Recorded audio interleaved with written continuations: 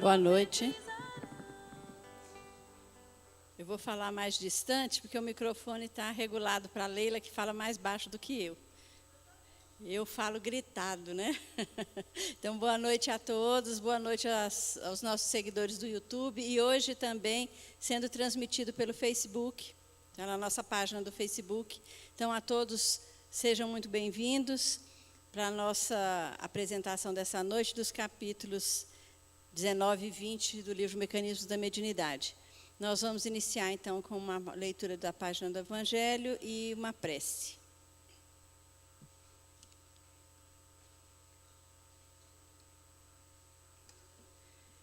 É do capítulo 20, os trabalhadores da última hora, instruções dos Espíritos, os últimos serão os primeiros, a segunda parte do item 3. A reencarnação, esse belo dogma, eterniza e torna precisa a filiação espiritual. O espírito, chamado a prestar conta de seu mandato terreno, compreende a continuidade da tarefa interrompida, mas sempre retomada. Ele vê e sente que captou de passagem o pensamento de seus antecessores. Retorna à liça, amadurecido pela experiência, para avançar ainda mais. E todos, trabalhadores da primeira e da última hora, abertos os olhos à profunda justiça de Deus, não mais reclamam, mas adoram.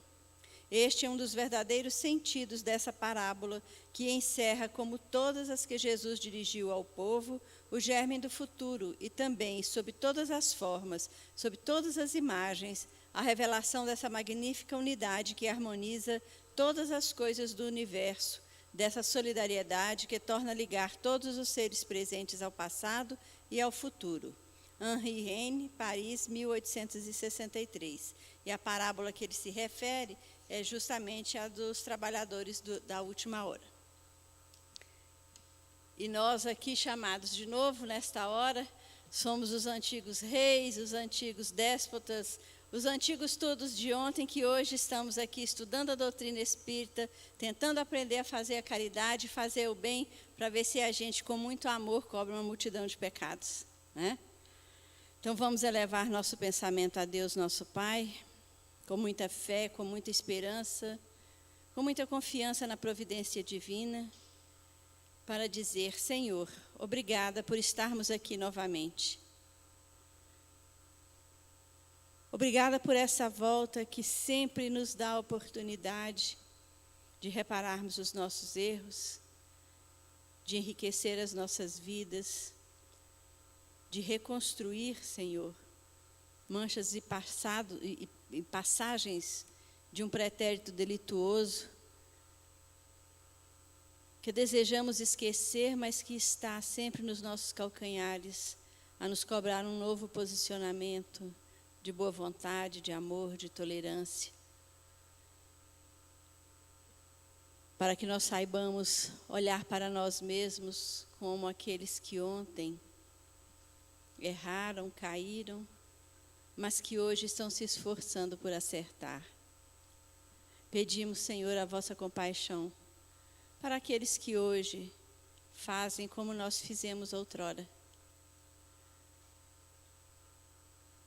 Que essa compaixão possa envolvê-los, a fim de que aqueles que tiverem o discernimento acordem em tempo ainda de aproveitar a oportunidade dessa existência.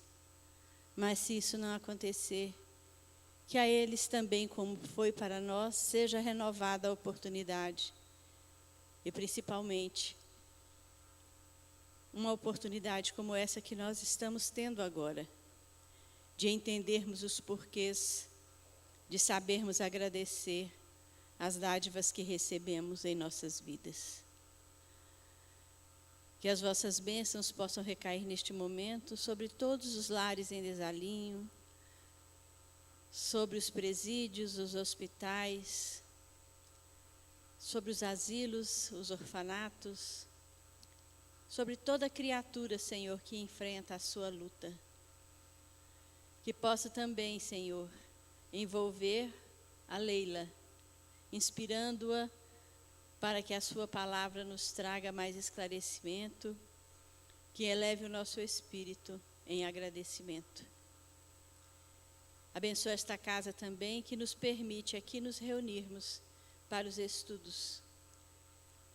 Os trabalhadores desta casa, os mentores espirituais, não só da casa, mas também deste trabalho. E a todos aqueles que se dedicam para que os nossos estudos possam levar entendimento, conhecimento a todas as criaturas. Obrigada, Senhor, que a vossa paz e a vossa luz permaneçam conosco hoje e sempre, que assim seja. Então, nós convidamos a Leila. Não vamos tomar muito tempo dela, não, porque a tarefa aqui é árdua, né, Leila? O trabalho é grande e a mensagem é muito bonita.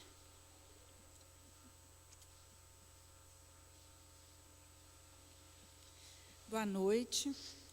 Eu queria agradecer a confiança, né, que a Cíntia depositou, acho que em cada um de nós, principalmente a mim, porque em face das limitações de conhecimento que eu tenho, né, da doutrina espírita, a gente tenta, estudando, apanhando daqui e dali, para ver se a gente consegue transmitir algo novo, né? Mas agradeço a confiança pelo desafio que foi preparar esses 2 capítulos. Então, espero que vocês compreendam as minhas limitações, mas vamos lá.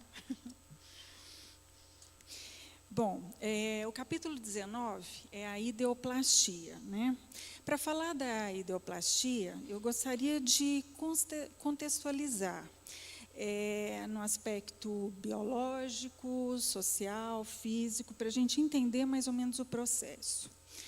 Bom, antes de Cristo, com Aristóteles, né, havia já um conhecimento a respeito dos fluidos. Aristóteles mesmo afirmava que todos os objetos eram ligados à Terra através de um fluido. Por isso que quando a gente jogava, lançava um objeto ao ar, para cima, ele voltava para a Terra, porque havia um elemento de ligação entre esse objeto e a Terra.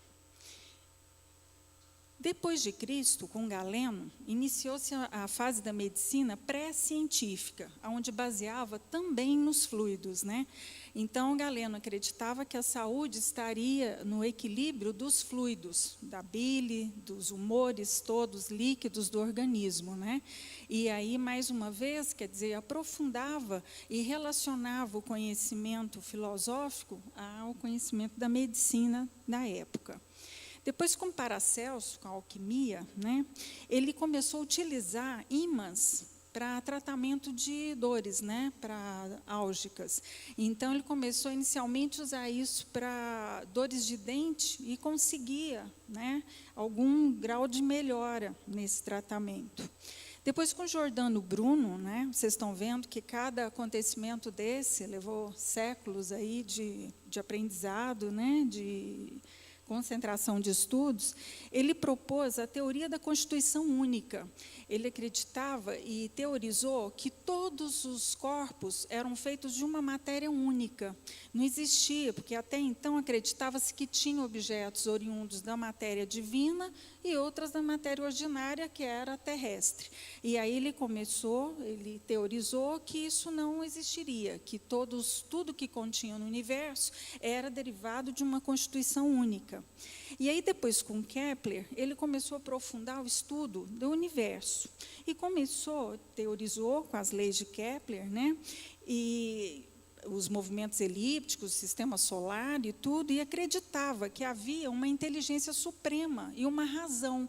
Quer dizer, ele racionalizou todos esses conhecimentos e buscou, através de estudos, de pesquisa, um encontro de razão mesmo, de lógica, de inteligência em tudo que movimentava o universo, em tudo que mobilizava e que formavam os organismos, né? E foi depois com Van Helmont, que era um alquimista também, que ele começou a aprofundar nessa teoria do fluido. E acreditava-se que havia um fluido vital presente em todos os seres humanos. E que esse fluido ele estava ao alcance de cada um, como até um manejo de cura, como se cada um tivesse dentro de si uma porção vital que fosse capaz de influenciar sobre o outro e sobre si mesmo. Então, isso aí, olha que esse conhecimento foi lá em 1580, 1600, por aí, né? Depois veio Isaac Newton, que aprofundou mais com a física, teorizou as leis de Newton, né? E aí ele utilizou também dos conhecimentos de Kepler para desenvolver as leis, né? Então, a lei da gravitação, da mecânica, vocês veem que uma coisa levando a outra, né? Um conhecimento ao outro.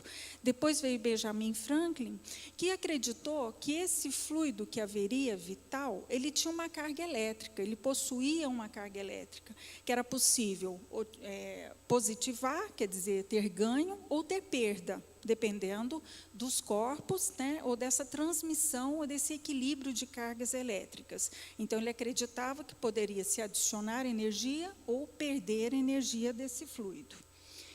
E aí veio um senhor chamado Mesmer, né, que apropriou desses conhecimentos todos e acreditava que haveria uma influência mútua entre os seres, da mesma forma que haveria no universo com os planetas. Então, ele acreditava realmente que haveria alguma energia, ou esse fluido, que até então não era muito bem compreendido, mas que era uma forma de energia, que equilibrava, que mobilizava entre os seres da mesma forma que mantinha um certo equilíbrio no universo. Então, deu início a uma era mais científica. Então, Mesmer, que era médico, filósofo, ele sugeriu que haveria uma força que você poderia influenciar, que passar de pessoa para pessoa, que ele chamou de magnetismo animal, né?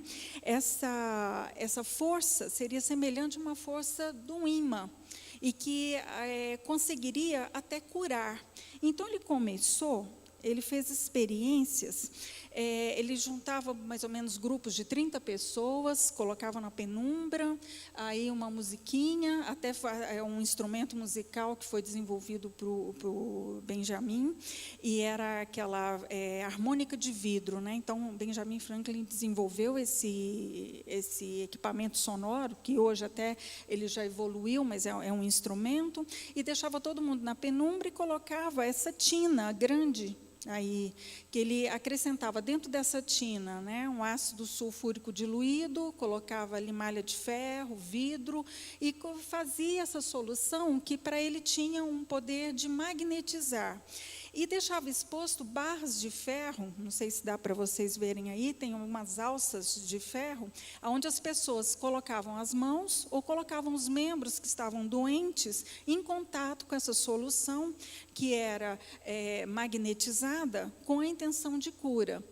Paralelamente, ele também emitia o que a gente chama hoje de passes, mas ele fazia contato, né, através das mãos ou através de barras de ferro, nas pessoas. Então, ele magnetizava na tina e depois ele, com esses passes, ele fazia com que aquele magnetismo se exteriorizasse na visão dele. E aí ele começou a perceber que as pessoas que passavam por esse processo desenvolviam um estado que ele denominou de sonambúlico. Então, as pessoas ficavam com uma consciência um pouco alterada, uns tossiam, outros cuspiam, alguns até convulsionavam, e ele começou a perceber que as reações variavam muito de uma pessoa para pessoa, mas as pessoas modificavam o seu comportamento, né? E aí esse estado sonambúlico, depois estudados mais aprofundados por ele, pelos seguidores dele, eles acreditavam que isso se devia a um fluido, que era um fluido magnético. Então, haveria realmente uma certa influência dele, e ele já percebia isso antes, quando ele fez alguns ensaios, algumas experiências com pessoas doentes. Ele percebia, por exemplo, teve um rapaz que estava sangrando a perna, e ele percebia que quando ele aproximava dessa pessoa que estava com a perna sangrando, esse sangramento aumentava. Quando ele afastava, o sangramento diminuía. Então, ele percebia que ele tinha um certo magnetismo e que ele, de alguma maneira, proporcionava, ele provocava essas reações. Então, que isso que acontecia era explicado pela presença desse fluido magnético, né? Que seria o agente dos fenômenos que ele chamou de fenômenos hipnóticos, né?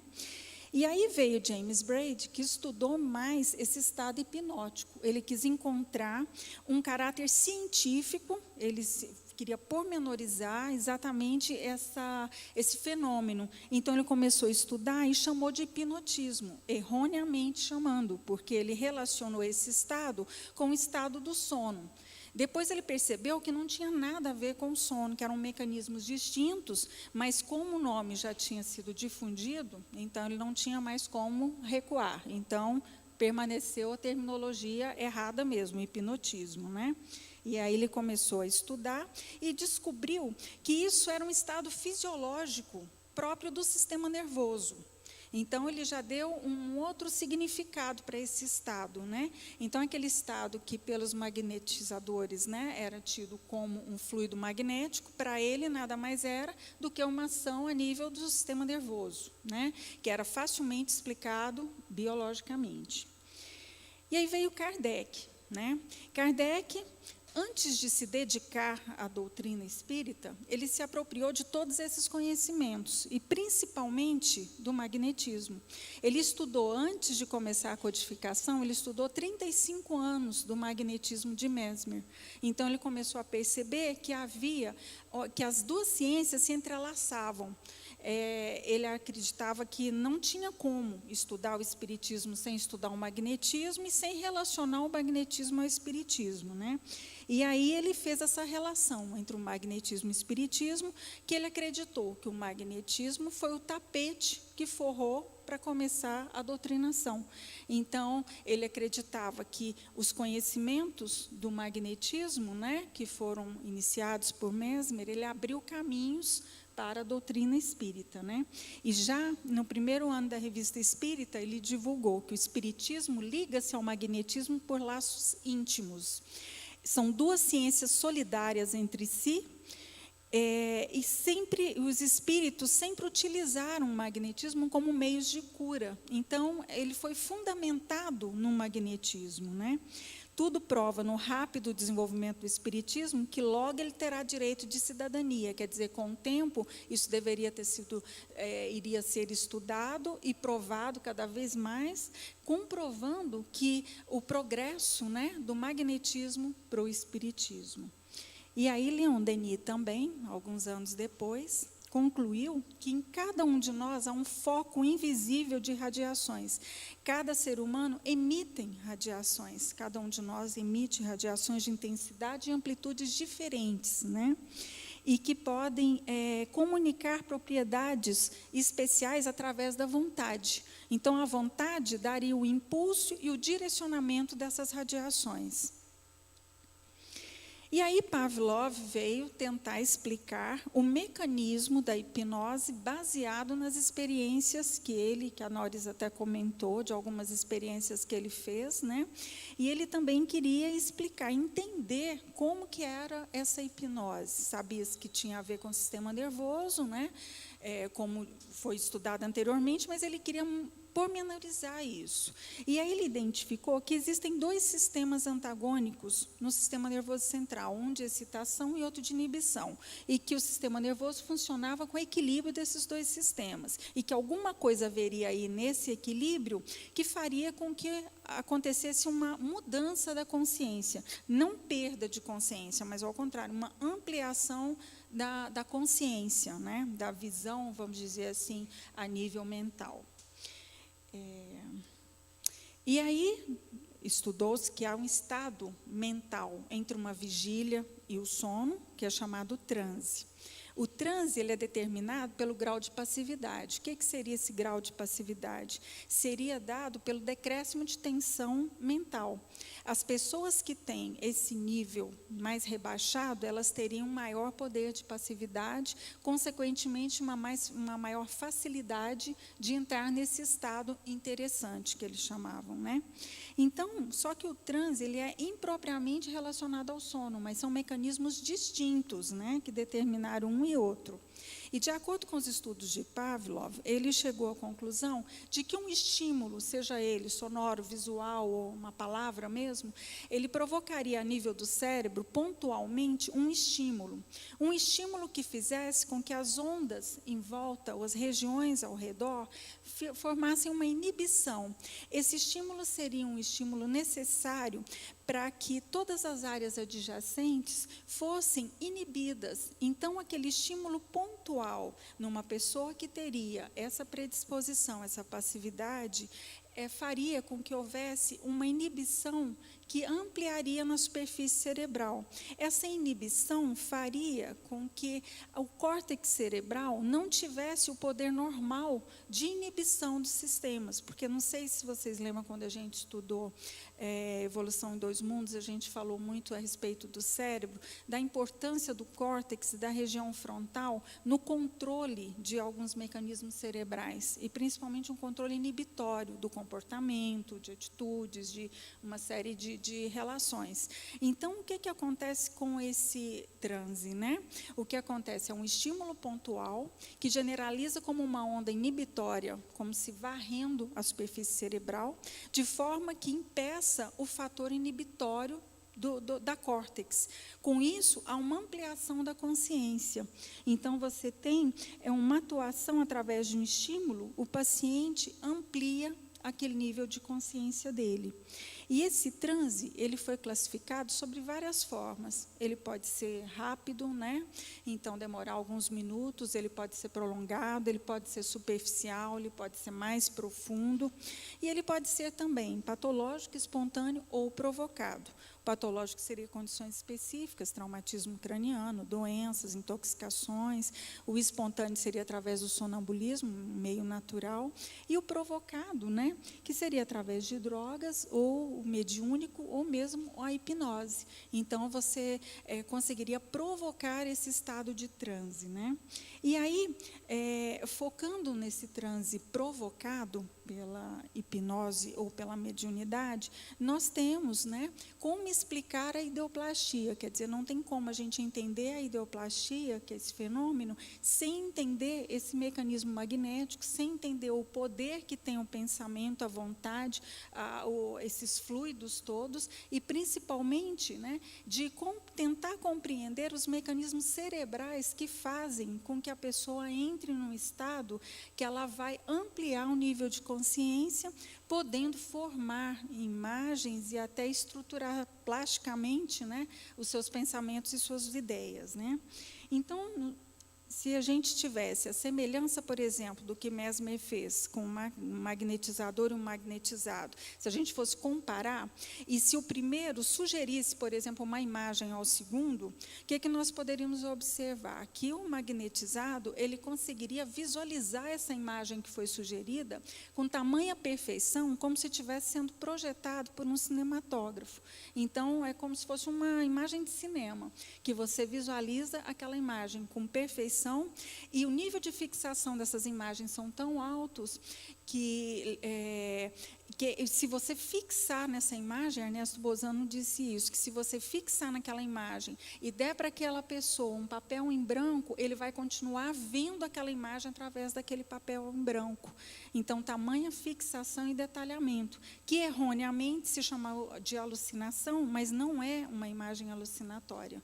Né? Tanto é que foram testados, isso foi estudado cientificamente, e percebeu-se, por exemplo, que os reflexos a nível dos olhos ali, de acomodação de pupila, eram idênticos aos reflexos de uma pessoa visualizando uma imagem real. Então, aqueles reflexos de acomodação que foram verificados, né, em transe nas pessoas que foram magnetizadas, né, ou hipnotizadas, que ele chama de sujet, né? Então, era o mesmo que uma pessoa visualizar uma imagem, por exemplo, real. Então, teriam os mesmos mecanismos de acomodação. Então, erroneamente, foi denominado de alucinação, mas não é uma imagem da imaginação só. Ela é uma imagem que tem um nível vamos dizer, de consistência, como uma imagem real. E aí, nos fenômenos físicos, né, quando a gente pensa na ideoplastia, a gente pensa logo em fenômenos físicos. Por quê, né?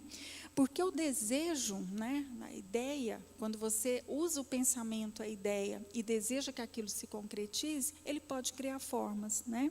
Não uma ideia comum. Estou pensando aqui, vou criar uma forma. Não, tem que ser uma ideia força. Você tem que, com aquele pensamento, né, elaborar uma forma, ter uma força naquele pensamento, né? E aí levanta-se aí todas as teorias aí que foram estudadas até então, e através da força desse pensamento você consegue uma materialização plástica. Então, é possível, né? Então, o pensamento seria a forma, você cria forma com o pensamento, e através da vontade, você faz com que ele se materialize. Você cria uma dinâmica para aquele pensamento, de forma que ele possa materializar. E aí, o termo ideoplastia foi estudado, foi criado, né, e definido como uma modelagem da matéria viva feita através da ideia. Então, é possível materializar a ideia, ideoplastia, né, uma plástica inerente à ideia. E aí a ideia passou a ser compreendida, né, como André Luiz mesmo diz nos Domínios da Mediunidade, é um ser organizado por nosso espírito. Olha só, a ideia é um ser organizado pelo espírito. O pensamento dá forma, o qual a vontade imprime movimento e direção. Então, foi aquilo que eu disse, o pensamento você formula, né, e depois a vontade dá uma direção. Então, mobiliza aquilo, né? Em matéria de mediunidade, nós não podemos esquecer do pensamento, né? Porque quando a gente pensa, a gente já imprime na existência o objeto idealizado. Então, olha a força, a importância que tem o pensamento, né? E a ideoplastia é essa materialização do pensamento. Então, não tem como a gente pensar em ideoplastia como um fenômeno mediúnico sem entender que o pensamento e a vontade podem ser materializados, né? E aí, com Richer, ele começou a realizar experiências, que era um médico francês, ele começou a aprofundar mais ainda. Vocês veem que interessante, um vai implementando o estudo do outro, né? E o detalhe é que isso aí foram séculos, né, de crescimento, de estudo, de evolução. Não foi coisa de 10 anos, de 5 anos, não, né? Foram estudos aprofundados ao longo do tempo.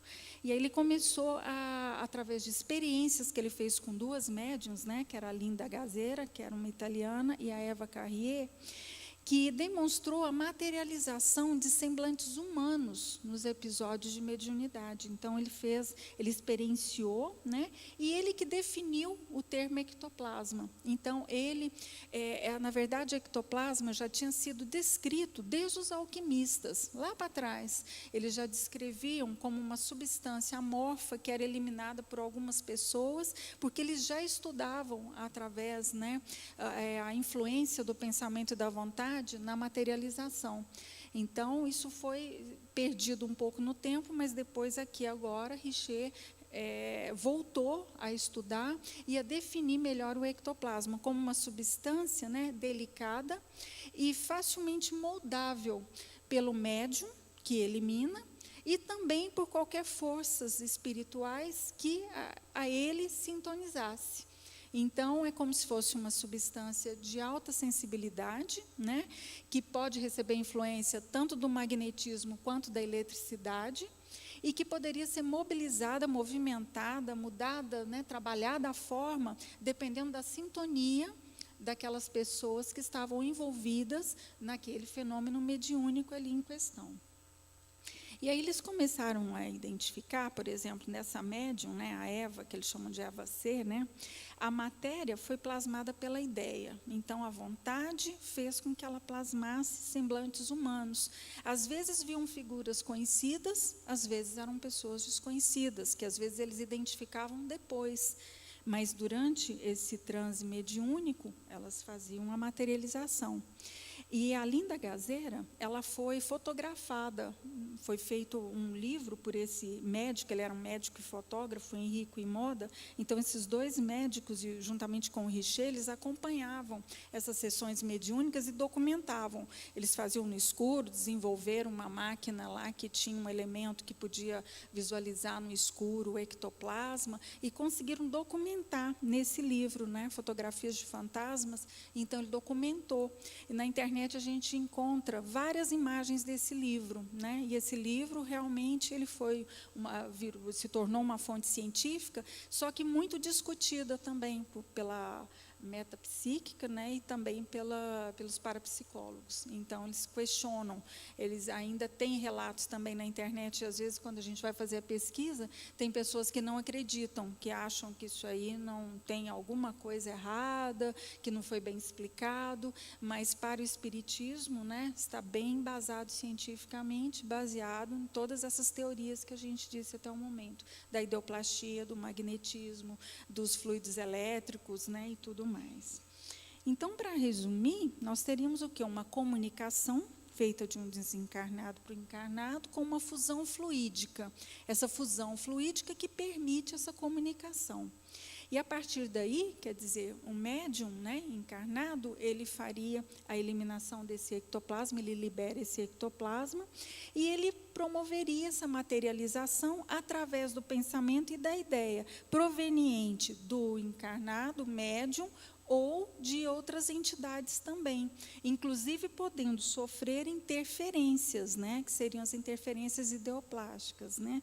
Então, essas interferências, né, poderiam ocorrer também por negligência, né, do médium ou das pessoas envolvidas, fazendo com que ocorresse fraudes ou que materializasse coisas insignificantes. Então, quer dizer, depende da seriedade, do nível moral, da sintonia, né, vibracional de toda aquela equipe, de todos envolvidos ali naquele fenômeno, para que realmente ocorresse alguma coisa sublime, alguma coisa interessante, né?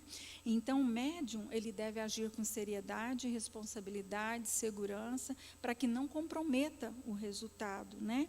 E as entidades, né, a espiritualidade que está no comando desses fenômenos, né, se mostram muito, vamos dizer assim, protetoras, né, em relação a isso, sabendo recuar naqueles momentos que o médium não está preparado para receber essas ondas mentais superiores, ao mesmo tempo também que fazem as intervenções necessárias para que chegue à finalidade daquele evento mediúnico, né? E aí vem a questão da responsabilidade, né? Que a mediunidade ela impõe a responsabilidade, né? Então, por negligência, impertinência, né, dos médiuns, as reuniões de efeitos físicos, elas precisam, elas necessitam, né, de muita sintonia vibracional superior. Então, há uma exigência muito grande, né, quanto à moralidade, quanto à finalidade daquele efeito físico, né, para que realmente não decorra em fraude ou em alguma reunião, né, inferiorizada, provocando enganos, né, ou intervenções irresponsáveis desses fenômenos físicos, né. E outros fenômenos também acontecem com a ideoplastia referente a essa mediação, porque há uma mediação nesses dois planos, físico e extrafísico, né?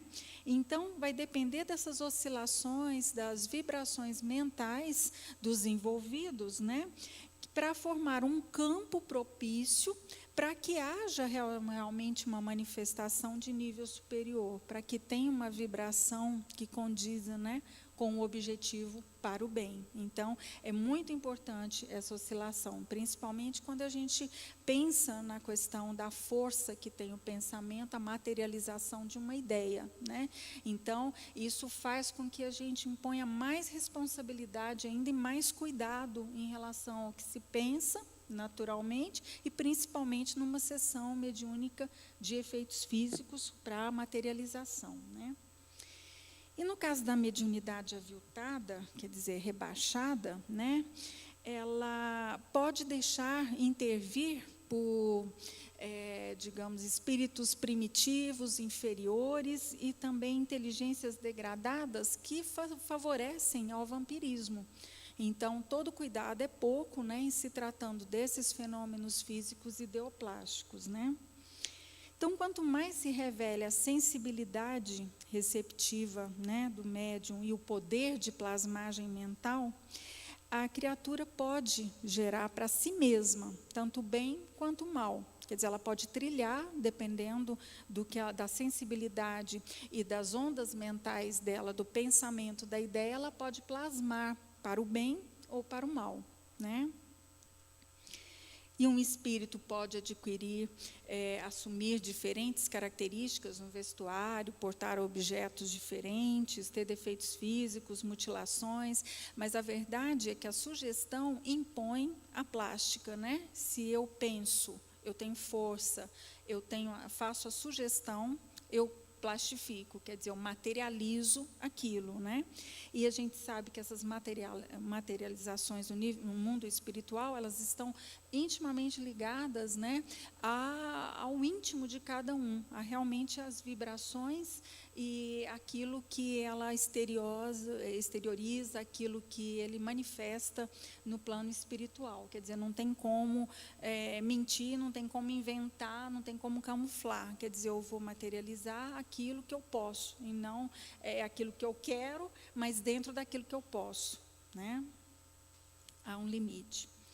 E aí nós vamos para o outro capítulo, que é a psicometria, o mecanismo da psicometria. O que vem a ser a psicometria? Também é uma faculdade mediúnica, só que de percepção. Ela vai perceber o lado oculto de um ambiente, ou ainda ter impressões, lembranças, informações a respeito de uma pessoa, de situações, de lugares, né? Ao tocar um objeto. Então, por intermédio de vibrações que são imantadas naquele objeto, né, esse médium é capaz de ler, né, aquelas informações contidas ali. Então, quando nós tocamos um objeto, nós imantamos com o nosso fluido, né, que é peculiar de cada um. E o sensitivo, ao tocar nesses objetos, ele entra em contato com essas informações, né? Com esse fluido, e ele consegue obter como se fosse uma leitura desses fluidos, né?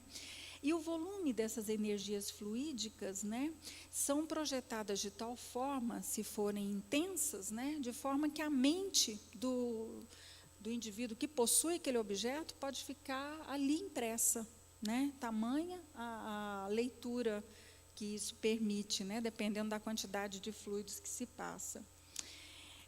Então, os objetos na psicometria vão constituir como verdadeiros intermediários nesse processo. Então, através do objeto, o médium vai entrar em contato com aquelas vibrações, com aquelas energias que foram imantadas. Isso acontece pelo um poder, por exemplo, da própria matéria inanimada de receber e reter essas vibrações.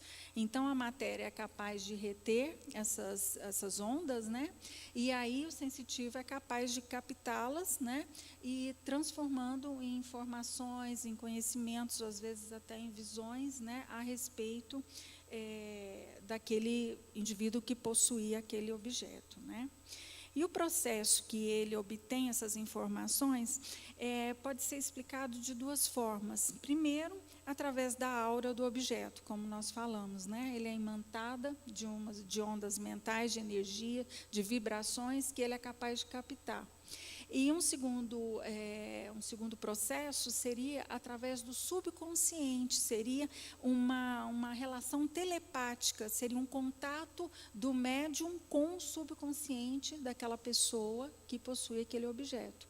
Então, há uma interação também, não só ali das vibrações, das energias depositadas no objeto, mas ele é capaz de também entrar em sintonia, ou ler, né, as ondas mentais daquela pessoa que possuiu. E, às vezes, se ao invés da gente ter um objeto, por exemplo, e só tocar, mas transformar, por exemplo, aquele objeto como objeto de adoração, ter um apego muito grande, né, a um objeto, a gente pode, às vezes, transformar aquele objeto numa verdadeira impressão da nossa mente, né? E existem casos relatados na espiritualidade de pessoas que não conseguem desapegar desses objetos nem depois do desencarne. Então, elas ficam, de alguma forma, presas ali naqueles objetos, né? Por alguma razão, de um motivo de adoração, de identificação, de apego àqueles objetos, que elas não conseguem nem evoluir para outros planos, né? Ficando ali retida, presa naquele objeto, né? Por causa dessas vibrações emitidas, né? É como se atraísse no plano espiritual para aquele objeto, aquele lugar, né? Enfim, fica impregnado, né? Então, o pensamento nosso, o tempo todo, espalha emanações a todo. Os raios mentais, né, eles são espalhados a todo momento e para todos os lugares, né? Então, a nossa mente ela é projetada o tempo todo, né? Então, o que você pensa, o que você faz, as suas ideias, né, ou até os seus apegos a pessoas, a objetos, eles são imantáveis, né? Então, você projeta essas ondas mentais aonde você anda. E certos indivíduos são capazes de perceber, através de telepatia, mesmo em vigília, essas vibrações. Então, mesmo não estando em estado de transe, né, ou de concentração, ela consegue perceber, às vezes, essas vibrações. Outrora, através da hipnose, ela consegue romper barreiras físicas no tempo e no espaço, né, e trazer informações precisas, às vezes sentir, né, sentimentos, emoções a partir desse contato através da hipnose, né? Então ela consegue registrar sensações fora do corpo, ela transporta realmente, né, para aquele lugar ou para aquela situação e ela consegue descrever com detalhes, né, o que está acontecendo ou o que aconteceu ali. E pelo reflexo condicionado, as pessoas que têm grande sensibilidade, né, basta, por exemplo, o intermédio de uma oração ou de uma concentração, um envolvimento da energia mental ali, uma concentração naquele momento, ela já consegue, naquele momento, já captar essas vibrações. Então, tem pessoas que, através desses reflexos, né, automatismos aí, ela já consegue, até pelo treinamento, né, rapidamente entrar nesses campos vibratórios. Rapidamente, com uma oração, uma concentração, ela já consegue envolver, né, ser envolvida e extrair ali todas as informações daquele material, daquele objeto. E também essa sensibilidade pode captar também as chamadas simpatias e antipatias, né? Que a gente o tempo todo, através do nosso pensamento ou através dos nossos sentimentos, a gente vibra o tempo todo. Então, tem pessoas que, situações que você, às vezes, a pessoa é mais sensitiva, olha para a outra e não gosto, não gostei, não está bom, né?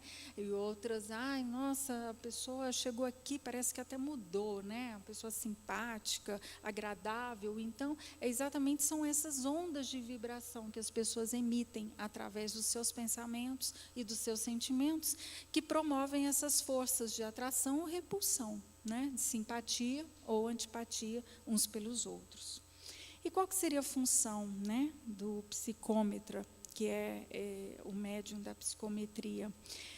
Bom, para iniciar, quer dizer, o médium, ele consegue desarticular, quem tem essa sensibilidade, ela consegue transportar os centros da visão e de audição dos órgãos do sentido para a mente. E com isso há uma ampliação, uma potencialização da visão e da audição. Então, esse é um mecanismo muito interessante que ele consegue obter através das vibrações mentais, a visão e a audição, upgrade, né? Então, o médium, ele terá olhos e ouvidos à distância do envoltório físico. Então, ele vai além das possibilidades físicas, ele enxerga além, ele ouve além, né? Então, ele transpõe essas barreiras do tempo e do espaço e consegue trazer impressões e informações necessárias ao, vamos dizer, a necessidade, aquela situação em que há um chamado, por exemplo, de um médium, né? E há uma interdependência também do médium, quer dizer, um médium, o psicômetra, ele não age sozinho, né? Ele interage com outras mentes, outras vibrações, né? Então, ele acaba sendo uma peça né, de todo o mecanismo. Agora, ele tem que estar harmonizado com os companheiros, tanto os companheiros encarnados e desencarnados que estão nesse processo, né? Então, um pertence, por exemplo, que é apresentado a um psicômetra para lhe fazer uma leitura ou trazer alguma informação, naquele momento que ele é apresentado, já há uma invocação à memória, né, naquele momento. E ali já desperta também um interesse afetivo pela própria espiritualidade. Então, a espiritualidade acaba se envolvendo também naquele processo. E aí ele já terá, com esse processo todo, desenhado mentalmente o quadro, vamos dizer, daquele objeto, ou descrito aquele objeto, né, que funcionam como verdadeiros recursos de indução para o médium, que já tem outras, que tem percepções, né, ultrasensoriais, e ele é capaz, com esses estímulos, né, acionar esses mecanismos, né, e induzir as informações a uma visão mais ampla, né? Então, ele entra no campo vibratório a partir do momento que você apresenta aquele objeto, aquilo já há um preparo, vamos dizer assim, tanto do médium quanto da espiritualidade, no sentido de auxílio naquele processo de informações. E um caso que há uma grande utilidade de um psicômetra, né, é um caso de desaparecimento. Vamos supor que uma pessoa, né, acaba de desaparecer de dentro de casa, não deixou vestígio, e aí recorre-se, né, a buscas, vamos dizer assim, padrões aí, e não se encontra nada, né, não tem informação nenhuma dessa pessoa. E aí, através de um psicômetra e de um objeto, né, daquela vítima que desapareceu, que poderia ser um lenço, por exemplo, ela é submetida a esse médium, e esse médium faz uma introspecção, uma concentração, um preparo, e aí ele começa a descrever minúcias, né, da fisionomia, do caráter daquele objeto, do cenário, construi o quadro, né, ele constrói todo o quadro ali de acontecimentos relacionados àquele objeto que foi apresentado, no caso aqui o lenço, né? E aí, depois de uma concentração, de toda a explanação que ele faz, ele realmente informa, por exemplo, né, que o dono daquele lenço desencarnou. E aí, ele também é capaz de fornecer um dado de aonde ele pode até encontrar o corpo daquela vítima, né? Então, tem casos, né, descritos aí, tem um livro da Ernesto Bozano, que ele é um livro de casos mesmo, ele relata vários casos, são, acho que, desafios da psicometria, que tem vários casos descritos, né? Então, às vezes, o médium recebe, por exemplo, um pedaço de carvão, ela já sabe a origem, já sabe o que aconteceu ali naquela mina de carvão, quantas pessoas estavam lá, o que houve. Ela sente, por exemplo, né, numa situação X, ela sente que houve uma umidade excessiva, água, ou que teve uma morte ali, quer dizer, então, são informações de grande utilidade nesses casos de desaparecimento, né? Então, é capaz de elucidação desses casos através da psicometria, né? E agora nós não podemos esquecer que não é só o médium psicômetra que recebe aí o ônus da vitória, né? Existem entidades, né, superiores, espíritos envolvidos também igualmente nesse processo, né? Então, são pensamentos que são cruzados, tanto da espiritualidade quanto da própria família, né? Às vezes que está buscando as informações. Então, há um campo vibracional que é preparado naquele momento, né, para essa finalidade. E aí é possível obter essas informações, com a ajuda, né, do meio espiritual. Então, as inteligências desencarnadas, elas também se incorporam à onda mental do sensitivo para essa finalidade.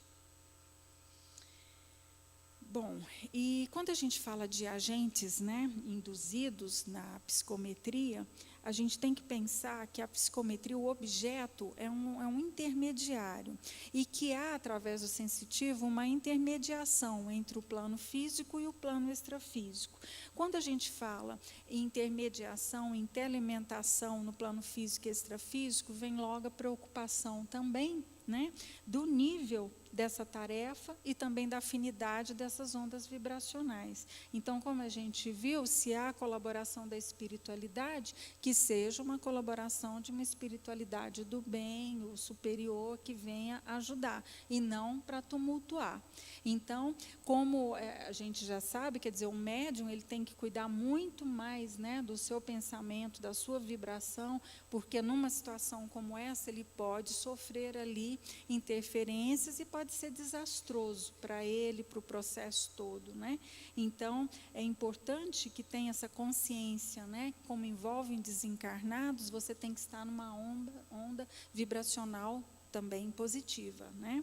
E aí, aqui o André Luiz fala, né, nada difícil, portanto, entender que ainda aí prevalece o problema do merecimento e da companhia. Então, você tem que fazer por merecer, estando em boas companhias, em boas vibrações, né? Interessante que a psicometria também, através do médium, ele pode ver, como a gente identificou, quer dizer, através do objeto, ele vê o passado, ele consegue descrever o que está acontecendo naquele momento, como o exemplo do lenço, né? Era de uma pessoa, assim, descreve a pessoa, descreve, às vezes, detalhes do passado dela, e descreve até onde ela pode se encontrar, presente e passado. Mas ela pode também identificar ou trazer dados do futuro. Como que é isso? Porque quando cada ser humano, quando vem para o plano físico, a gente traz no perispírito gravado, né, mais ou menos as provas, ou aquilo que já está planejado para que aconteça conosco. E através dessa gravação no perispírito, dessas vibrações, o psicômetro ele conhece, ele consegue identificar essas vibrações e também o que está gravado ali. Então, por exemplo, ele não é que ele prevê o futuro de uma forma, por exemplo, esotérica, ou ele está imaginando, não. Ele lê aquilo que está gravado a nível fluídico, a nível perispiritual. Então, aquilo que está gravado e que vai ser consumado, né, aquilo que seria o nosso karma, digamos assim, quer dizer, está ali presente, ele consegue, através da sensibilidade dele, acessar essas informações e, com isso, ele pode também ter algumas informações acerca do futuro, né? Então, ele pode prever, anunciar e detalhar, às vezes, alguns acontecimentos, né? E o conhecimento da psicometria, então, ele tem dois pontos importantes para a gente, que faz a gente pensar. Primeiro, para não apegarmos demais, né, em alguns bens materiais, porque isso não é bom. A gente vai impregnar aqueles objetos, né, imantar dos nossos fluidos e ficarmos, muitas vezes, ali pelo apego excessivo, presos a alguns objetos, o que não é interessante para nós na vida espiritual, né? E outra coisa, combater o egoísmo, né? E também diminuir as exigências impostas às pessoas também, familiares, amigos, conhecidos. Por que isso? Porque da mesma forma que a gente faz com os objetos, a gente pode imantar outros seres humanos também. Você tem uma adoração por uma pessoa, uma fixação mental muito grande com uma pessoa, e você consegue, né, nas ondas vibracionais ali, ficar cerceando aquela pessoa. Então, de alguma maneira, você também está tornando aquela pessoa, sendo um obsessor daquela pessoa, né, através desse desejo impulsivo, exagerado, dessa fixação mental em torno dessa pessoa. Então, quer dizer, apego nem a objetos, nem a pessoas, apego a nada, né? A gente tem que ter outros apegos, né? Temos que ter apegos à nossa evolução espiritual. E é isso, né? Então, em tudo está integrado o nosso pensamento, né? Então, afinidade, sintonia, e de uma coisa não tenhamos dúvida, pelo pensamento comungamos uns com os outros em plena vida universal. É isso, obrigada pela paciência. Espero ter trazido alguma informação.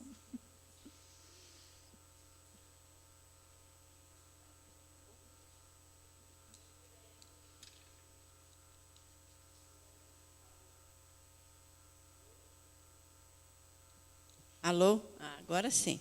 Perguntas para nós, para a Cíntia. Um cabedal desse de conhecimento é muita pesquisa, né? Então, a gente espera que alguém queira fazer alguma pergunta para ela, queira fazer alguma colocação. Você, Noris? Mas alguém antes da Noris? Carol? Quem foi que falou que eu não ouvi? Ah. Você quer falar alguma coisa, Guto? Deixa ele falar aqui, só um minutinho.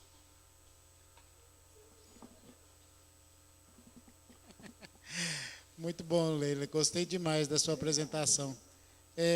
Eu não sei assim, se poderia usar o termo, porque a gente percebe na relação entre humanos, né, vamos dizer assim, a áurea ou psicosfera do indivíduo, e às vezes a energia não bate, né? Então você tem aquela sensação ou boa, né, se bater as energias, ou ruim se não bater. Agora, no objeto, o objeto teria, vamos dizer assim, entre aspas, uma áurea também.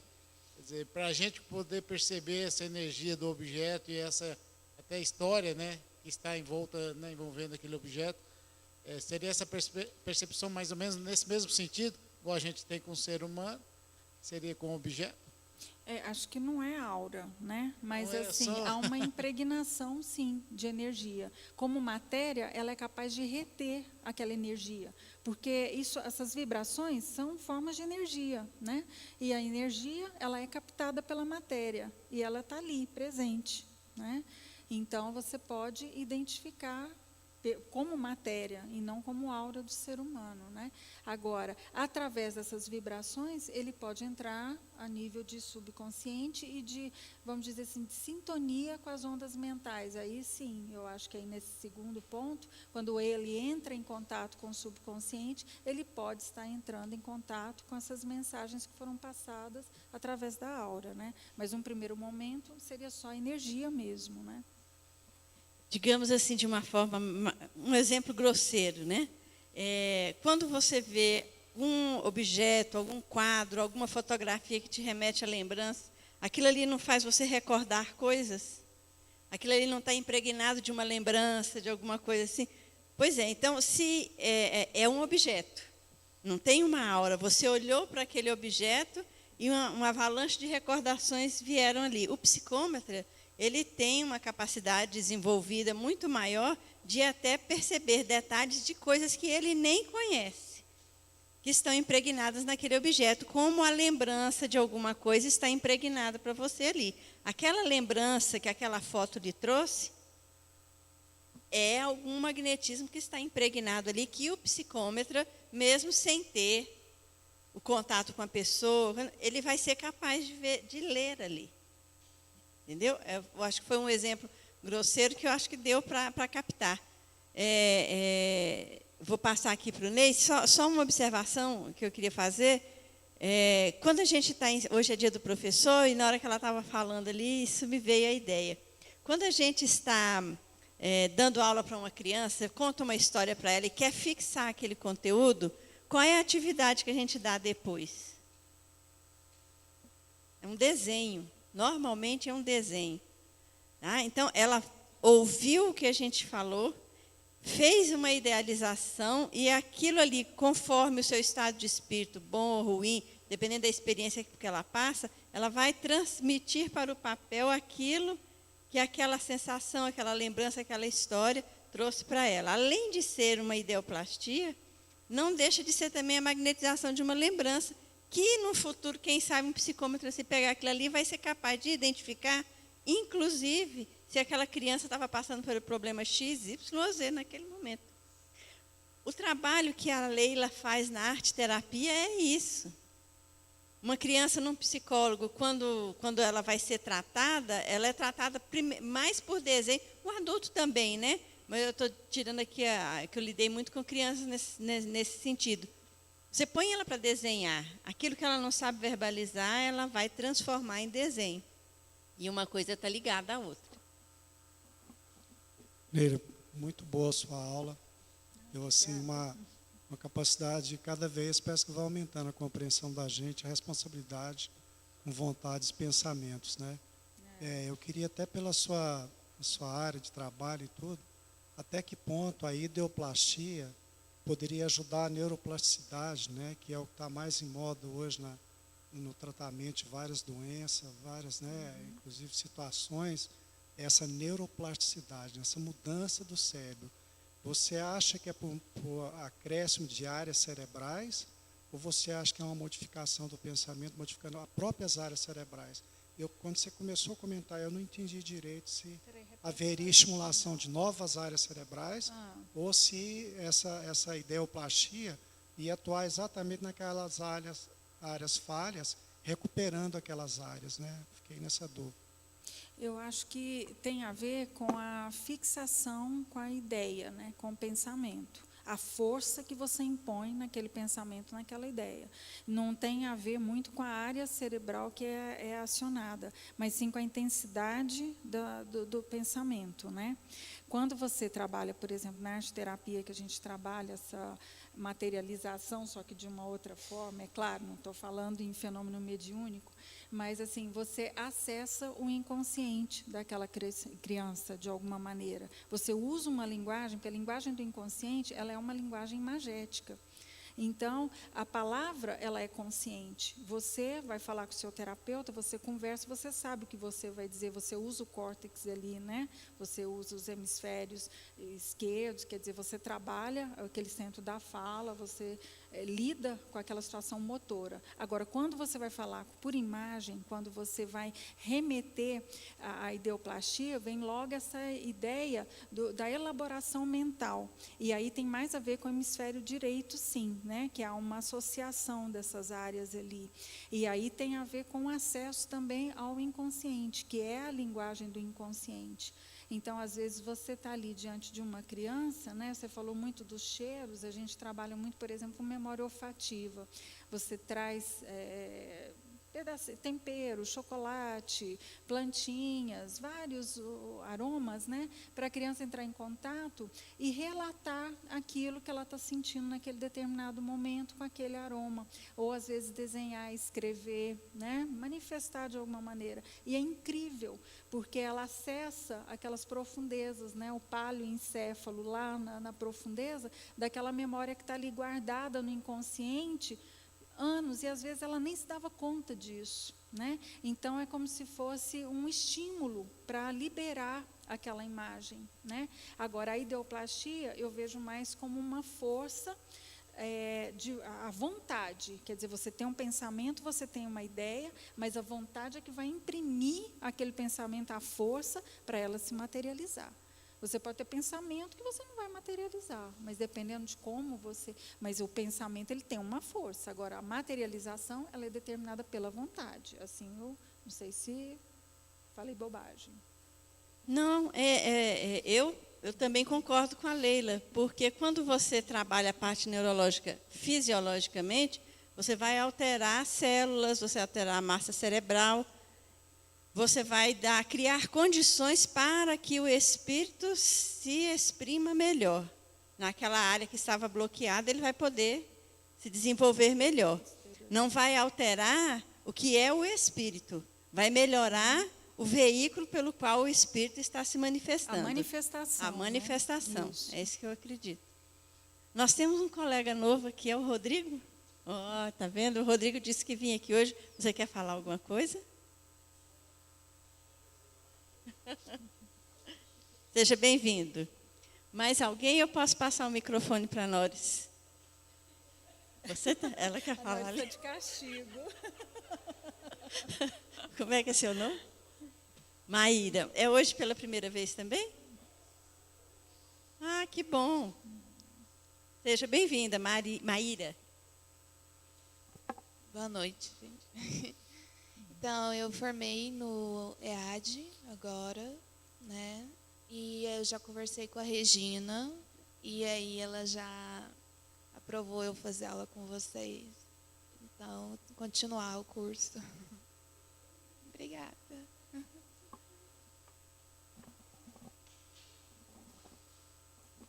Então, vamos aqui para a nossa mestra. Feliz Dia dos Professores.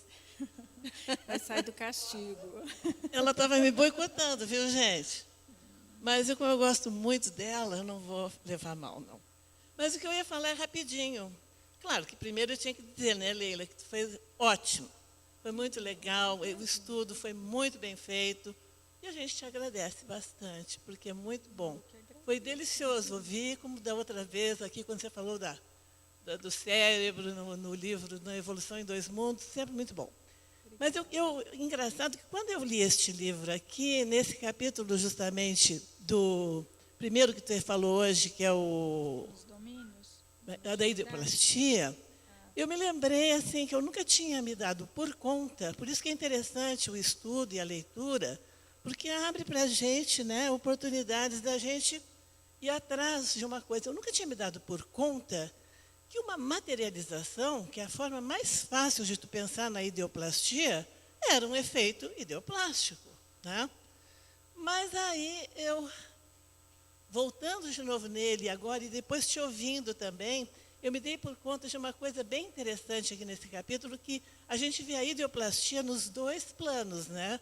No plano material, que é numa reunião de materialização, digamos assim, e no plano espiritual, quando um espírito é assediado por outro também espiritualmente, que provoca nele um pensamento que é o condicionamento, né? Que você falou muito bem agora aqui sobre a vontade, projetando aquele pensamento sobre o outro espírito de maneira que aquilo se transforme numa realidade incrível para ele. E aí eu lembrei daquele livro da Ivone Pereira, Devassando o Invisível, eu acho que foi no Devassando o Invisível, que ela conta rapidinho aqui um caso de um espírito, né, que se encontrava em situação muito deplorável e que Ivone Pereira é levada nesse lugar, é levada num estado de transe mediúnico e ela verifica isso. Esse espírito, ele sofria muito, ele estava num lugar muito ruim e ele sentia muita fome. Muita fome. Era um espírito desencarnado, mas sentia fome física, de comer alguma coisa. E era preparado para ele, nesse lugar, tinha uma cozinha, né, espiritualmente falando, onde eram preparados os alimentos fluídicos para esses espíritos. E prepararam para ele um alimento de acordo com a vontade dele. E ele vê o prato se aproximando e ele sente uma vontade incrível de comer aquilo, mas ele não consegue nem dar as 2 primeiras garfadas. Porque aí ele entra num processo de total repugnância, porque na mente dele, que estava sendo conduzida, digamos, por um processo quase de auto-obsessão ali, ele via outra coisa no prato. Eu nem vou dizer para vocês o que ele via. Mas então a gente vê o fenômeno ideoplástico, né? E aí a gente sente a importância que tem, né, da gente manter o controle e o cuidado, né, dos nossos pensamentos, não é? Porque a gente, quando estuda isso e quando ouve todas essas coisas que a Leila nos falou aqui, não só da ideoplastia, mas da psicometria, a gente vê o quanto que é importante a gente manter as boas sintonias e essa vigilância, né, constante nos nossos pensamentos e na nossa vontade, que é essa potência incrível da alma. Era só isso, e dizer para a Leila que eu adorei. Obrigada. Eu estou até procurando aqui a página que fala isso, né? Na vida espiritual, quer dizer, você consegue plasmar aquilo que você, por merecimento, quer dizer, aquilo que tem a ver com o seu íntimo, né? Você não consegue plasmar nada aquilo que você não possa, né? Nesse mesmo livro, tem um caso que ela mudou para uma casa que ninguém conseguia morar nessa casa. Era considerada mal assombrada, ninguém ficava lá. Porque um senhorzinho que havia morado lá há muito tempo, desencarnou nessa casa. Já era muito diferente, a casa estava diferente, mas ele permanecia ali e espantava todo mundo. Ele tinha uma horta de tomates, que ele plantava lá no quintal, essa nem existia mais. E ele não queria que ninguém atrapalhasse as coisas que ele havia considerado dele a vida inteira.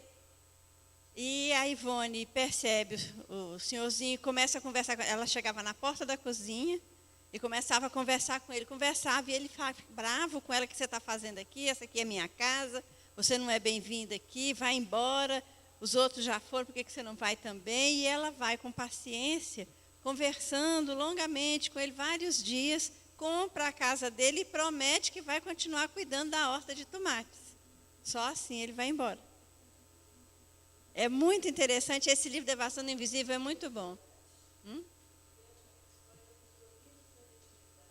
Não. Recordações da Mediunidade. Também é da Ivone Pereira. De Recordações da Mediunidade. Então, são livros, são coisas interessantes que a literatura espírita coloca aí para a gente, e aqui o André Luiz aprofunda de uma forma que, a princípio, a gente acha que é tão científico que não vai conseguir entender. Mas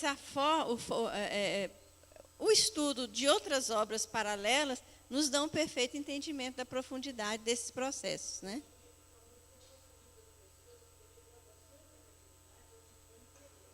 Todos dois. Devassando Invisível também. Carolina, eu pensei que ela ia ficar caladinha, mas não, ela quer falar.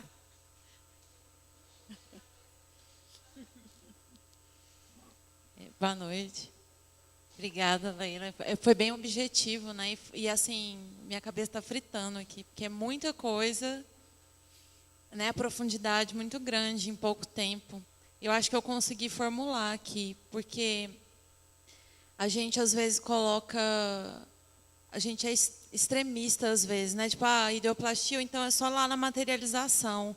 E eu fiquei tentando achar aqui em que níveis essas duas formas que você coloca. E aí você começou a falar agora do nosso dia a dia, porque eu fiquei pensando aqui no dia a dia, porque hoje a gente não tem mais as reuniões, né, com materialização e essas coisas, mas eu pensei na questão da palavra, né, no poder da palavra, e você entrou com a psicologia. A palavra, ela é uma materialização das ideias, então, tá vendo? Estou tentando resumir aqui, mas meu pensamento foi muito longe.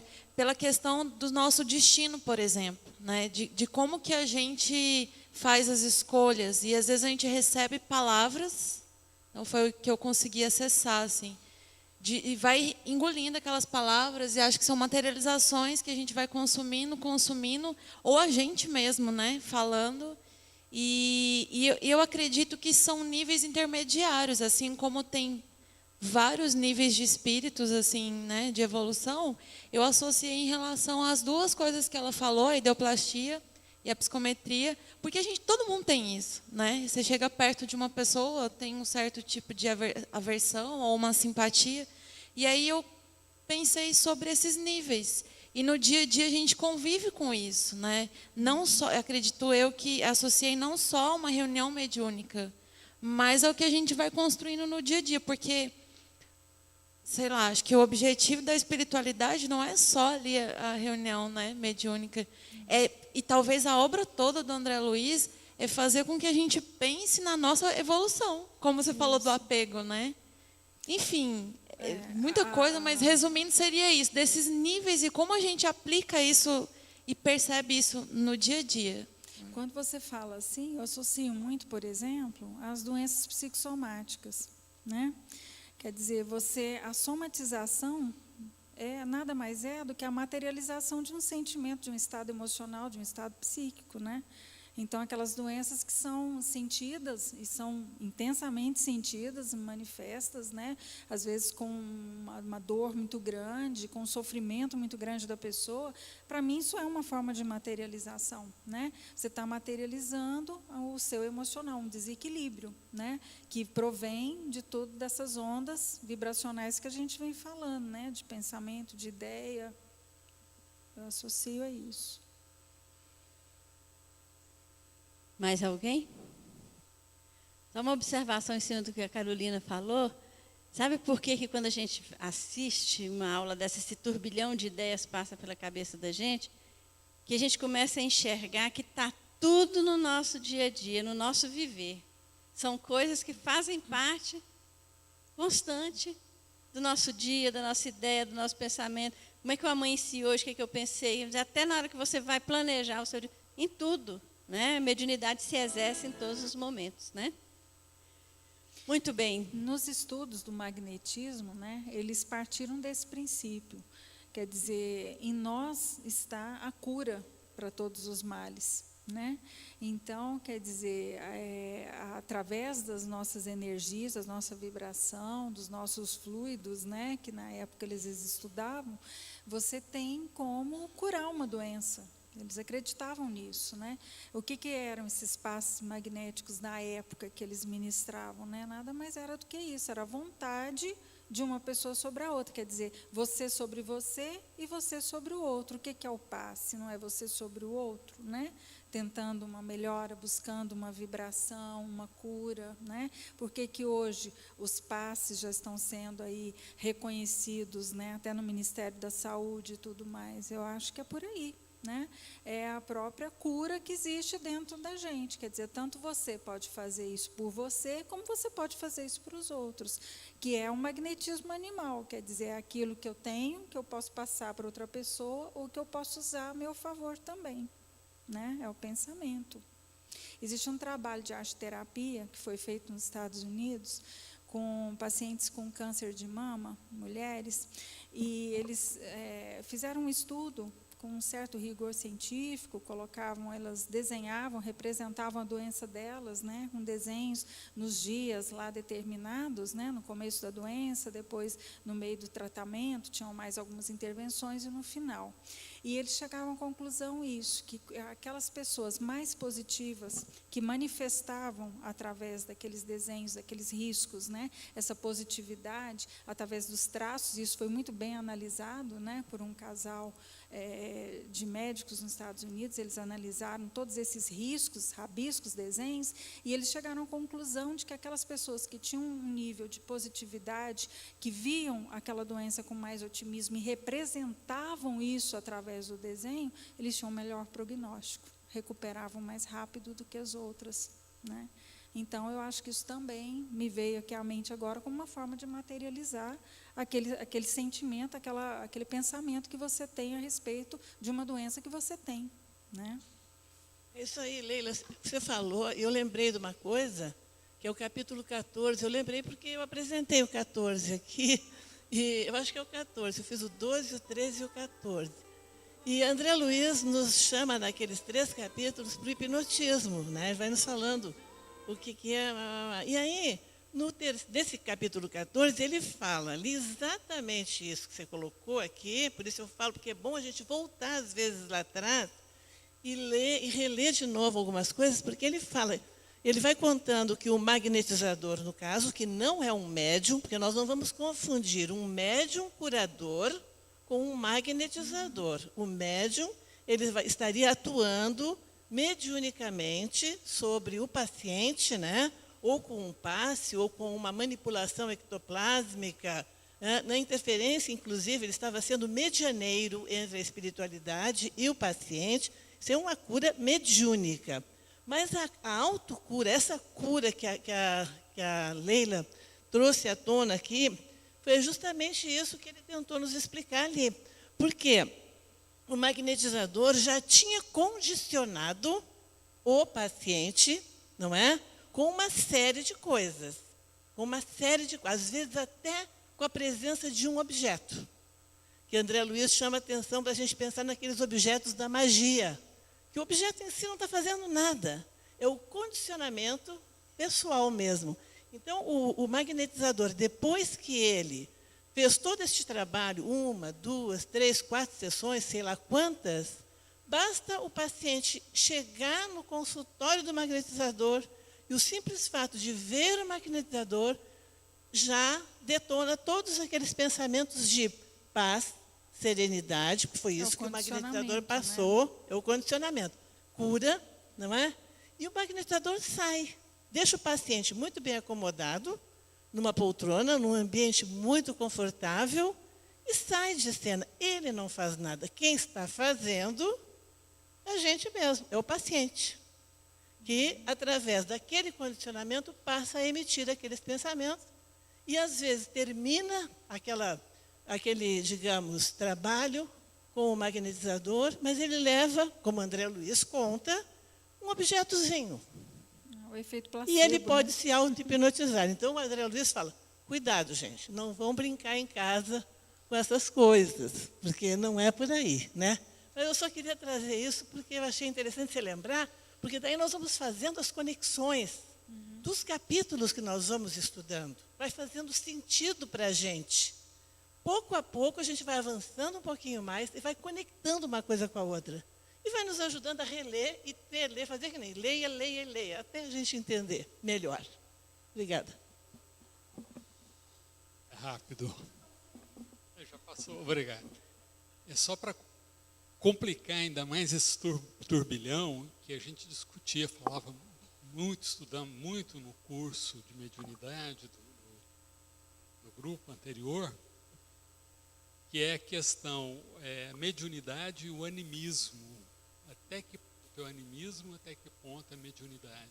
E Divaldo Franco já até falava, não tem problema se você está achando que qualquer fenômeno é do animismo, é seu mesmo, ou de outras vidas, sua mesmo. Vai, solta, até vir a comunicação com outros espíritos, mais próximo, né? A comunicação com outros espíritos, ou viria através que a pessoa dê vazão ao seu próprio animismo, a si mesmo.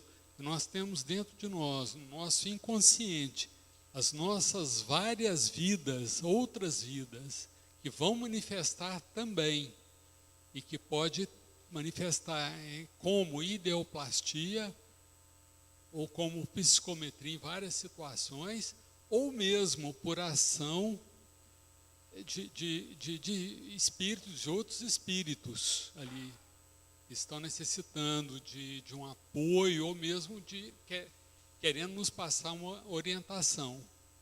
E outra coisa ainda para a questão desse turbilhão, nós temos vários níveis de energia, e energia, o Einstein já falava, já está lá claro, é igual a mc ao quadrado, energia é igual a matéria é igual a... Então, na verdade, que a gente até lembra quando classifica o espírito, que é o espírito, que é o perispírito, o duplo etérico, e etc. Então, nós temos energia também nos vários níveis, até quando, aí a questão que falou, o animismo ou a mediunidade, até quando qualquer fenômeno provém de um espírito ou provém em vários níveis de energia, até mesmo da energia material, que pode ser do próprio objeto. Uma pessoa que tem conhecimento sobre do objeto, história do objeto, uma peça histórica, um quadro, ele vai falando coisas e vai lembrando. Então, são níveis diversos de energia que estão ali e que pode ser classificado de todos os modos, né? Não vou estender mais, não, são turbilhões e turbilhões, e minha mente também aqui para reflexão. Isso mesmo. Obrigado. Obrigada, doutor Francisco. O Rodrigo. Desculpa, a gente não ia falar nada, mas é que o assunto acabou sendo achei que era pertinente. Eu estou fazendo um curso online que eu gostaria de divulgar para vocês, que é muito interessante, que é pela Associação Médica Espírita de São Paulo, que é o Noções de Saúde para o Trabalhador da Casa Espírita. É um curso gratuito, é online, já está mais ou menos no meio do caminho, mas é extremamente interessante, eu acho que tem muito a ver com isso que está sendo falado aqui. Com relação à ideoplastia, eu acho que uma coisa que a gente não pode esquecer nunca é que o pensamento é matéria. Ponto. E a matéria age sobre a matéria. Então, o que vai direcionar, foi o que ela falou muito bem, em relação ao pensamento, é o sentimento que a gente vai imprimir a ele. E esse sentimento, como um potencializador, não tenham dúvida que isso acaba atuando em nível celular da gente, né? Havia um conhecimento há muitos anos atrás de que dentro de uma célula o núcleo comandava o citoplasma, e hoje a gente sabe que é exatamente o contrário. Exatamente o contrário. O núcleo é um coadjuvante. O que tem em volta, a matéria que tem em volta do núcleo, que é o principal fator determinante do que vai acontecer e que vai fazer esse núcleo funcionar. Inclusive o ectoplasma, né? Que é a da mitocôndria. Sim. Então, na verdade, assim, essa influência do pensamento, a ideoplastia, utilizando o pensamento para influenciar a própria matéria de si próprio, que é o princípio da cura de si próprio, da gente conseguir reparar algum dano, isso é perfeitamente possível de acordo com essas teorias. Então, eu recomendo a todos, assim, não vou me estender também, mas eu recomendo a todos que, se tiverem oportunidade, as aulas são excepcionais, é um curso gratuito. Já está na 6ª aula, né? Hoje, inclusive, estão lançando mais uma. E é muito interessante. Quem da não teve AME de contato... São Paulo. Vai aparecendo tanta coisa que, que o pensamento realmente fica agitado. Não, eu só queria dizer que o grande magnetizador que nós tivemos foi o Cristo, né? Onde as pessoas tinham vontade de curar, tocava ele e curava, né? E às vezes falava, obrigado. Eu falei, não, a tua fé te curou. Então, realmente, o grande magnetizador que a gente teve foi o Cristo. E outra coisa, quando você falou, e ela perguntou, você falou que a gente, às vezes, teoriza, materializa, né, uma doença, as doenças psicossomáticas, principalmente de pele, né? A pele tem a mesma formação do sistema nervoso central na sua embriologia. Então, quando a pessoa manifesta uma lesão de pele, e aquela lesão não vai sarando, e às vezes nada, pode correr atrás do emocional dela que não está legal, né? Porque realmente a pele ela é o grande denunciador das nossas angústias, da nossa, né, alguma coisa que não está bem na gente, né? É a pele do espírito, né? O que eu queria dizer foi. É o maior órgão do corpo, não é à toa, né? Não é? Alguém mais? Pode, claro. Por favor. Bom, a fala da menina ali, da Carol, me levou a pensar nas atribulações do dia a dia e nas coisas que a gente pensa. E eu, particularmente, tenho até medo de verbalizar. Às vezes eu vou com cuidado, porque depois dá peso na consciência. Porque mesmo... E aí, depois, quando ela falou com relação às coisas que a gente pensa, e algumas se materializam, acontecem, depois que eu fiquei preocupada, eu lembrei de uma fala da Leila, que não basta o pensamento, tem que imprimir a vontade. Aí eu queria saber se esse meu raciocínio está certo. Porque, às vezes, a gente, dependendo da sensibilidade de cada pessoa, prevê, não de forma mediúnica, mas de forma lógica, que algo vai acontecer, que não é alguma coisa boa, ou tem um pensamento, verbaliza, e aquilo acontece. Aí a gente fica com um peso na consciência, mas a vontade era que acontecesse o contrário. É dissociado mesmo esse pensamento, sob forma de prevenção ou de dedução. Quando acontece, a gente tem alguma culpa mesmo não tendo imprimido vontade para que aquilo acontecesse, ou algum espírito que te acompanha tem o poder de falar, agora eu vou ajudar a materializar aquilo ali. A gente tem culpa quando a gente prevê, mesmo que não seja mediunicamente, pela lógica, você quer ajudar ou não? É melhor ficar calado ou a gente deve falar? Depende, se for mãe, a gente tem culpa sempre, né? Mas, assim, eu acho que não é culpa. Às vezes, as palavras, é claro, como dizem, as palavras têm poder, né? O que a gente, como a Carol mesmo falou, quer dizer, a palavra pode ser a materialização de um pensamento, né? Você está, de alguma forma, verbalizando, você está articulando aquilo, né? Tornando presente aquele pensamento seu. Então, por isso que, às vezes, a forma que a gente faz certas advertências e tudo é importante, né? A gente vai logo, principalmente mãe, é bom para fazer isso, né? Se você fizer isso, vai acontecer isso, né? Você já fala logo na tragédia, você vai lá no... né? Mas aí que a finalidade é educativa, você tem que mostrar coisa bem feia para poder falar, opa, pera, isso aí vai dar problema, né? Como dizem eles, aí vai dar ruim, né? Então, você tem que falar, mas é claro, existe uma forma que você faça essas advertências sem, vamos dizer, mesmo verbalizando, né, sem dar intensidade, né, ou sem dar a vontade, a intensidade da vontade que possa materializar. Mas acho que a vontade que ele fala do pensamento é a vontade mesmo que aquilo ocorra, né, e não uma verbalização simples, apesar de que a palavra tem seu peso. Eu penso assim. A Cíntia vai responder melhor. Não vou responder melhor, eu só vou pegar o gancho no que você disse e no que ela disse. A palavra ela tem poder, está impressa ali a nossa vontade. Quando ela vai fazer uma advertência, mesmo que seja pela lógica, como ela diz, e a experiência, né? A gente já viveu, vai orientar alguém, olha, eu já passei por isso, ou então não passei, mas pela lógica eu estou vendo que pode acontecer assim, assado, você está advertindo para proteger. A sua vontade é que não aconteça. Mas existem outros fatores aí, que é o livre-arbítrio da outra pessoa. Que você pode orientar e a pessoa pode fazer ou não. E aí vai incorrer em quê? Na responsabilidade de quem escolheu o caminho que fez. A sua tarefa, dela, né? você não se omitiu, você orientou. Está fazendo seu papel de mãe, ou de amiga, ou de esposa, ou de que quer que seja. Mas não com a intenção trágica, né, que normalmente nós mães temos, né, de vaticinar as coisas, como se aquilo ali não tivesse um outro caminho. Porque, inclusive, a gente pode prever pela lógica que determinadas coisas aconteçam e elas não aconteçam. Porque, usando o livre-arbítrio, a pessoa faz uma escolha diferente, mas vai por um caminho equilibrado. E aí a coisa não acontece. Entendeu? É difícil. Para quem é mãe é difícil, mas é isso aí. Né? A gente está falando só para quem é mãe, porque mãe é muito emocional. O pai, ele é mais assim racional nas ideias, né? Mais equilibrado nas ideias do que as mães. As mães realmente são meio desequilibradas. Gente, alguém quer fazer mais alguma colocação, dizer alguma coisa? Então, você faz a prece de encerramento para nós, Leila, por favor?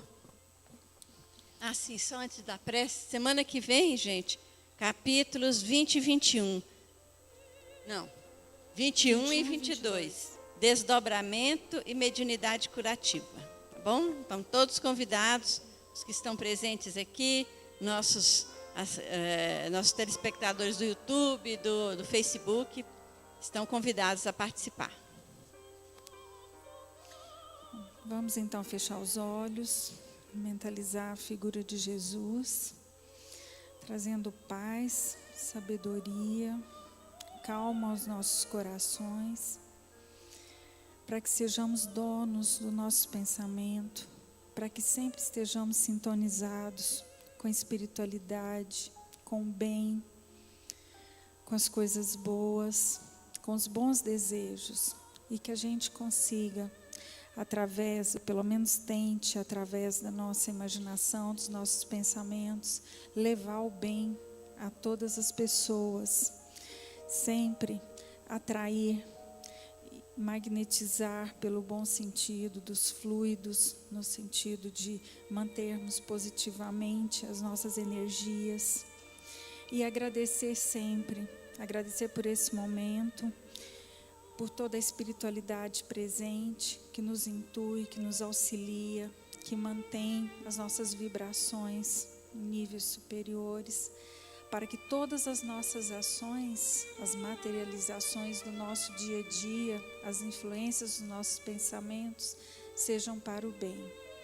Que Jesus nos guie de volta para as nossas casas, com proteção, segurança, e que a luz de Jesus permaneça conosco e nos nossos lares. Que assim seja.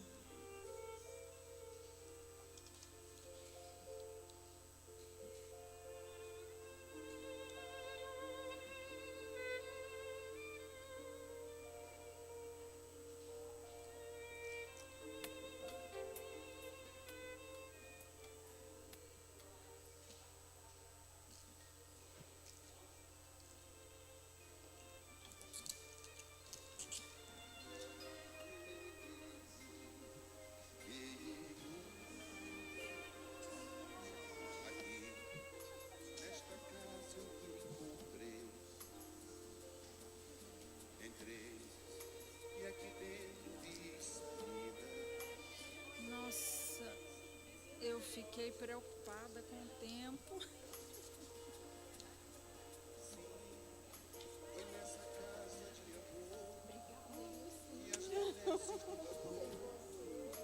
Cicatrizaram minhas feridas. Maravilhoso. Nossa. Depois de muitos e muitos passes, estudo e a água da paciência, religar e erguer, filosofiquei, tomei ciência. Aqui, nesta casa de oração, orei, pratiquei o Evangelho. Sim, foi nesse pouso espiritual